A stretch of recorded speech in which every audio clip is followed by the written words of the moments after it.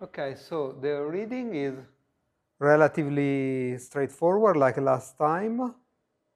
I've used here glob to get all the files in the directory. And then I added a check just to exclude files which were not relevant. Now, one thing that you need to keep in mind is that you need to order the slices according to the header slice location. I use this Python script to do that in a single line of code.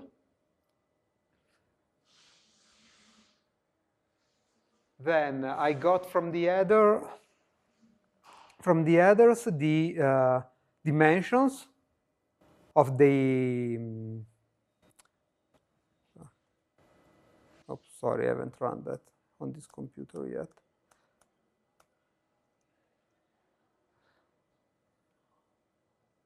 By the way, you can look at the headers, and because you can see that you can find all the technical specifications if you're curious. Now, what I did here was to pre-declare an array of the right dimension. Because you see, with length of files, I get the number of slices, and with image shape, I get the shape of a single slice. And then I just did this loop over the whole files. And by the way, I mentioned that, but I forgot to write it in the instructions. Probably it's not really an issue for this specific data set that I provided you, but I multiplied the data by these two header fields, rescale slope, a single float that converts the integers in your scale, plus a scaling factor, plus a shift, a bias. You can see that we have a very big image because it's 300 slices, and we can just show, like the central one. If you don't apply any, if you use the standard color map, sorry.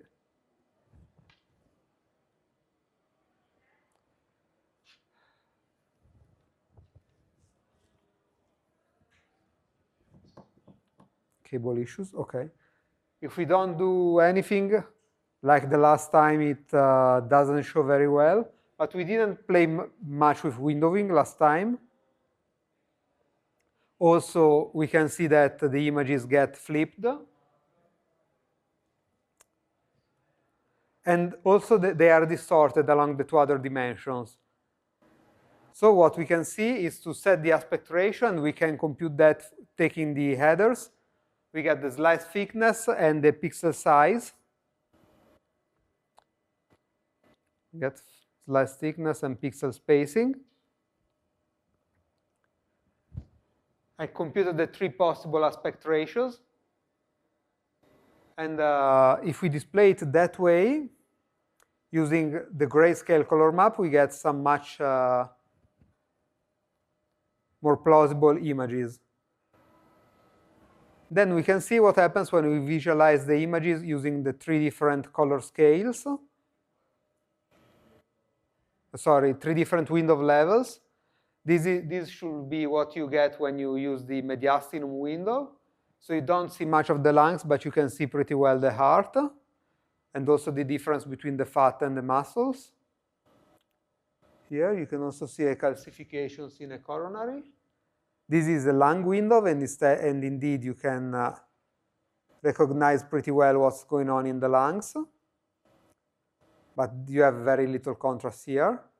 And finally, this is a possible bone window. You don't recognize much, especially on the beamer, but you can see pretty well the details of the ribs, which in these two other windows look pretty saturated. Here you can see the very thin layer of cortical bone and the trabecular bone inside. This is not really a high resolution image for bone or lung imaging, but getting anonymous data which you're authorized to use is pretty complex, so this is what we need to deal with. Okay, yes, that's it. Any questions about that? Okay, so we can see each other on Monday then.